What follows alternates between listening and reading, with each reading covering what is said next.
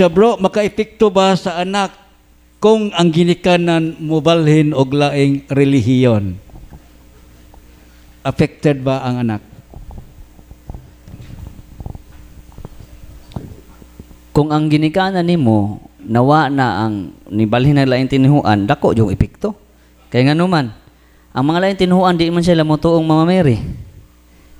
Ilaha pa ganing panamas-tamasan, lugmukon pag nilang imahe sa langitong inahan. Kay nga naman, wa kuno ilabot si Birhen Maria sa kaluwasan.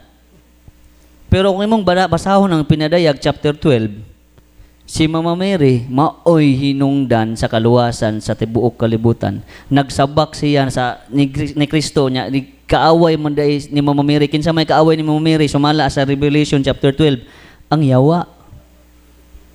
Kung kaaway nimo sa Mama Mary, kauban na kasiyawa. Mao na makaepekto jud, mao na kinahanglan sa imong ginikanan.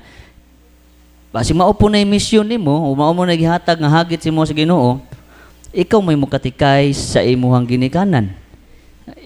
Itagaan kag misyon sa pagtuon sa simbahan, pagtuon sa doktrina, aron malamdagan mo, aron mo maluwas. Kasi mao na isay nga naa ka karon diri kay aron maluwas nimo ang imong ginikanan. Mao to tubag.